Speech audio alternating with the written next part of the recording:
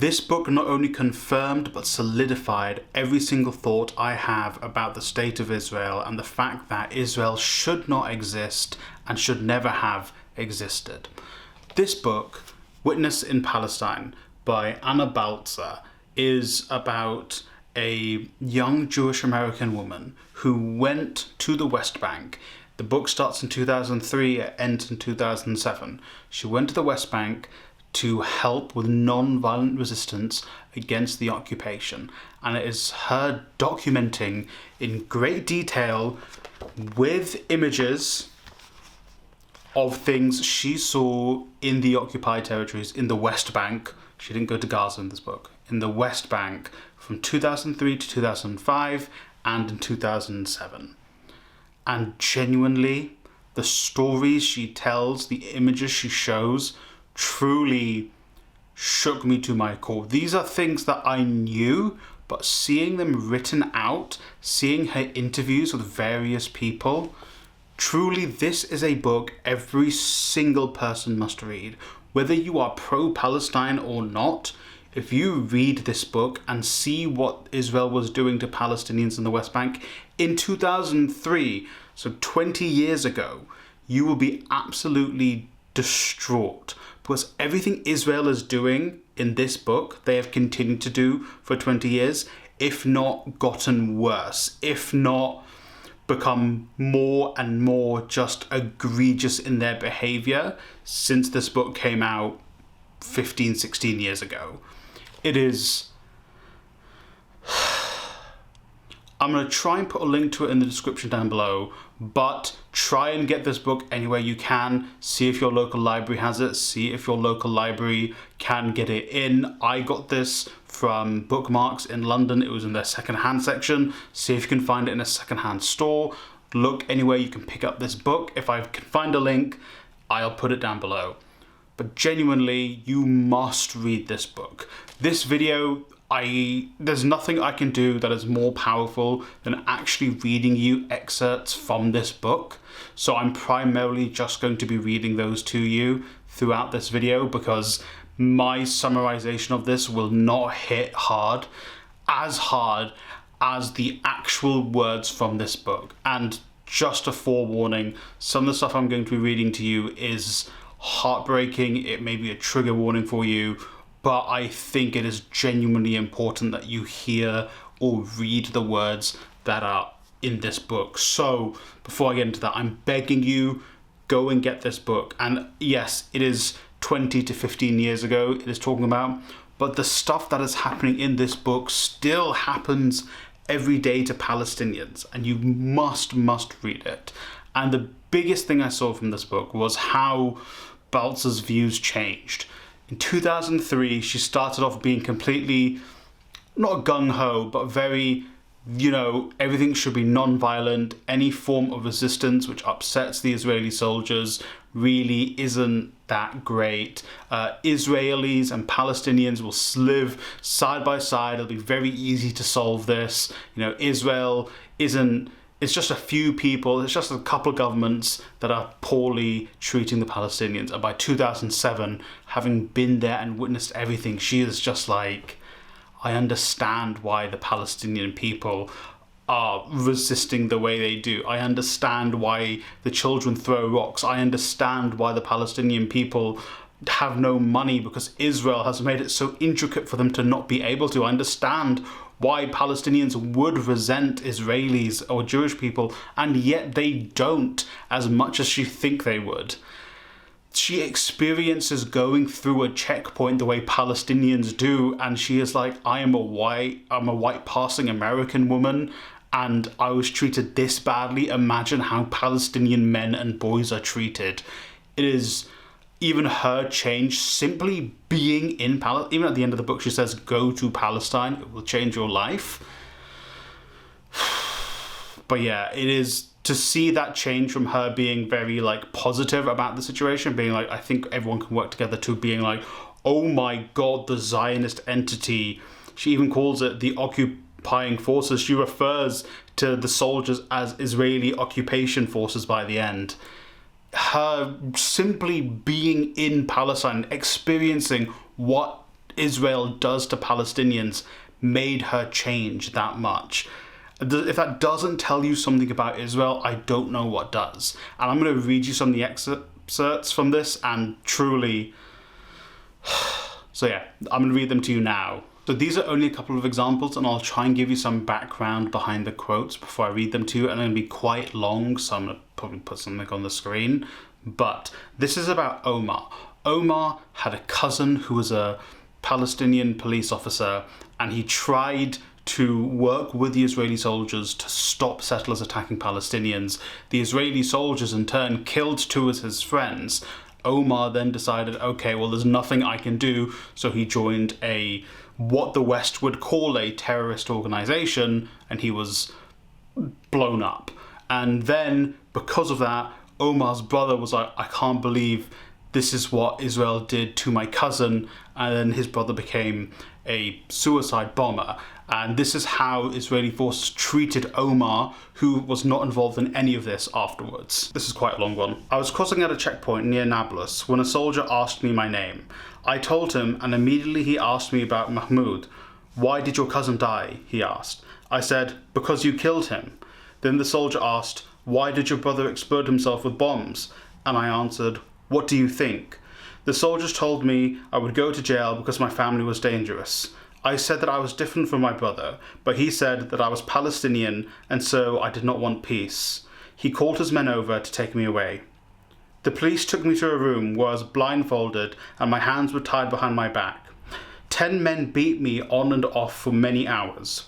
I remember it was raining outside. When they had finished, there was blood streaming down my face, so they took me to an army doctor. The doctor looked at me once and said, no problem, although I was badly hurt. I waited for them to take me to my room where I could rest. Instead, they took me to another room where they beat me for about 1 more hour.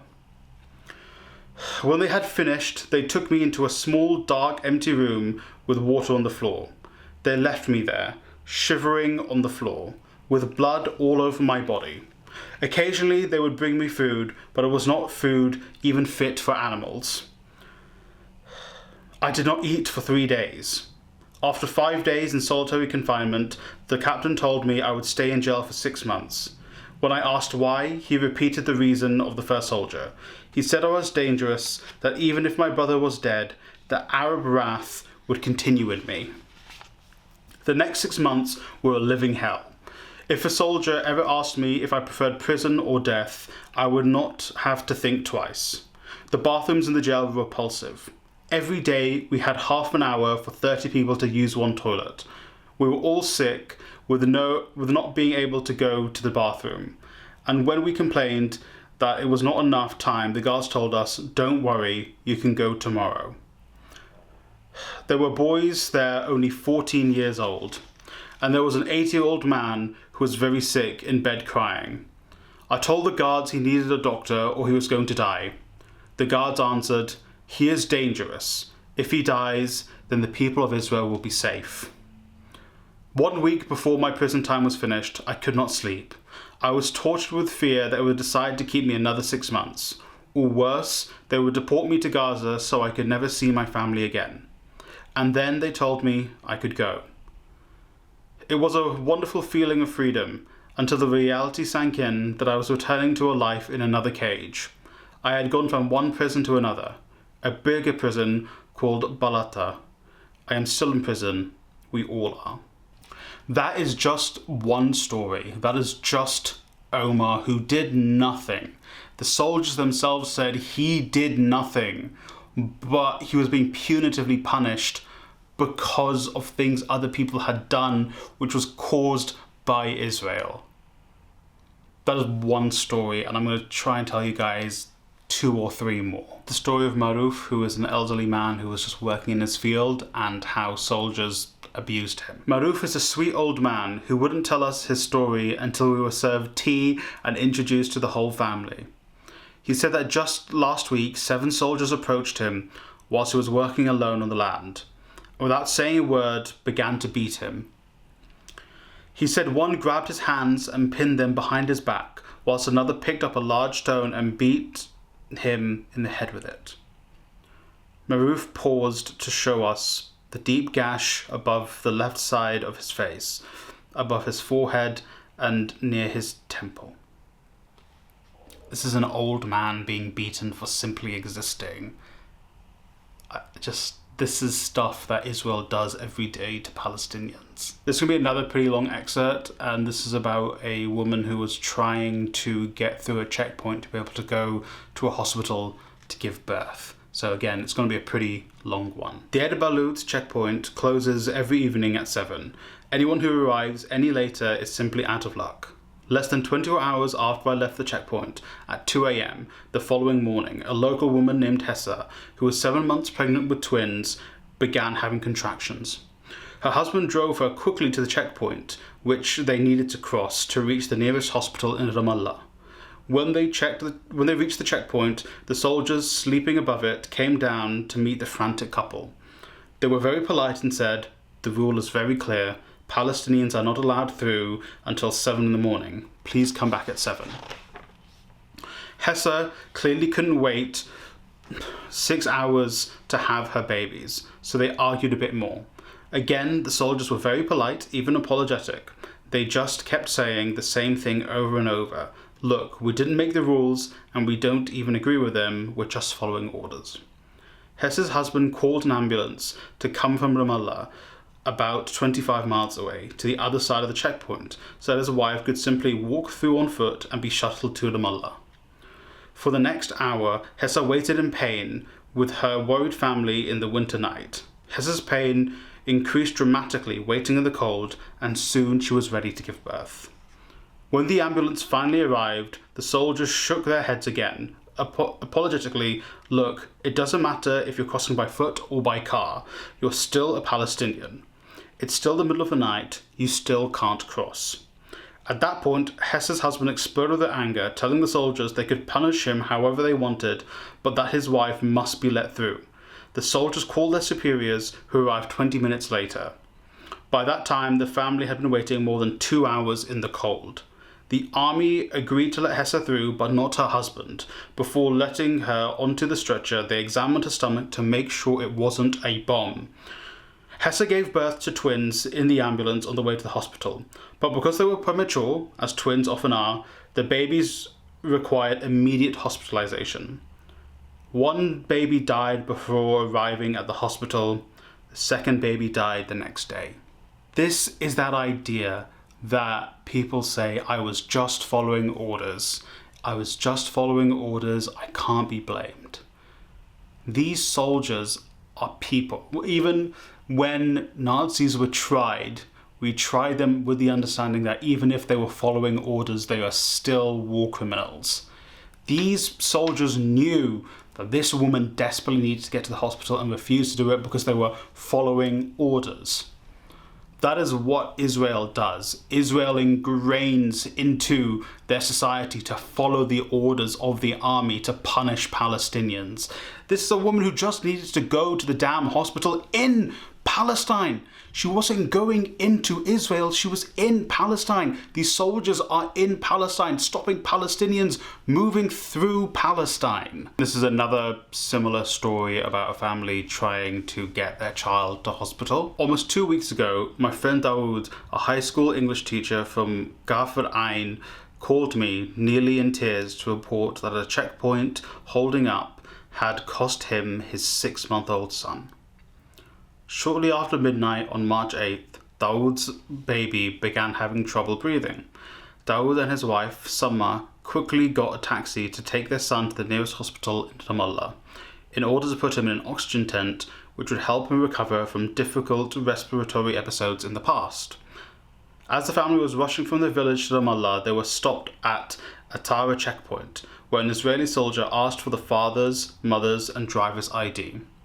Dawood explained to the soldier that his son needed urgent medical care, but the soldier insisted on checking the 3 IDs first, a process that usually takes a few minutes. Dawood was the only car at the checkpoint in the middle of the night, yet the soldiers held 3 IDs for more than 20 minutes, even as Dawood and his wife began to cry, begging to be allowed through.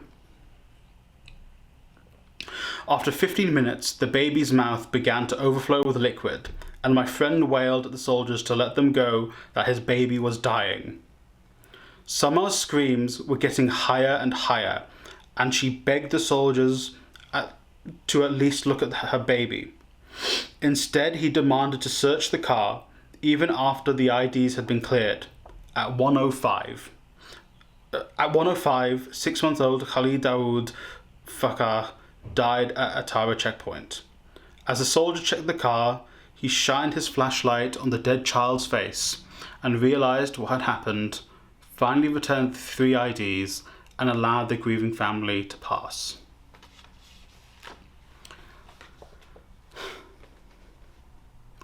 Those checkpoints are in Palestine. They're being controlled by Israeli soldiers, and this still happens. They're controlled by Israeli soldiers in Palestine and are stopping Palestinians doing everyday life. Those were examples of people trying in an emergency, but they also just stop Palestinians going to school, going to work, going to university, traveling to see their friends and family on the other side of a checkpoint. If you can't do something like go down the road, go half an hour away to see your mates, and you also can't get to a hospital to take your dying child, what the hell are you going to do? What kind of reaction are you going to have to the people who are doing this, to the country that is doing this? It is infuriating, and throughout this book, Bltzer says she is so blown away by how kind the Palestinians are, how much some of them, yes, have lost all hope and are like, what is the point of this non-violent resistance? What are we doing? I need to leave here. And there were some that are saying, I don't hate Israelis. I just want to be able to live. I just want to go to the fucking hospital. I'm going to read one more thing, which isn't related to checkpoints, and then, yeah. This part is about how the illegal settlers in the West Bank, which Israel helps fund and help place in the West Bank to colonize Palestine, treat Palestinians. The actions that I participated in was not against the stoning of children, but something even more shocking.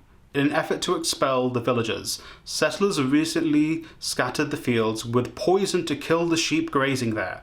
They boiled barley seeds in anticoagulant rat poison designed to spread through the body and cause excessive internal bleeding. According to Amnesty International, the particular poison they used is illegal in Israel except for government use.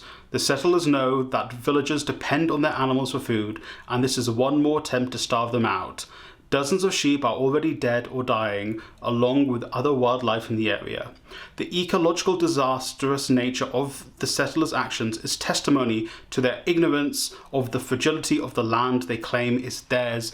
That's how Israel treats Palestinians.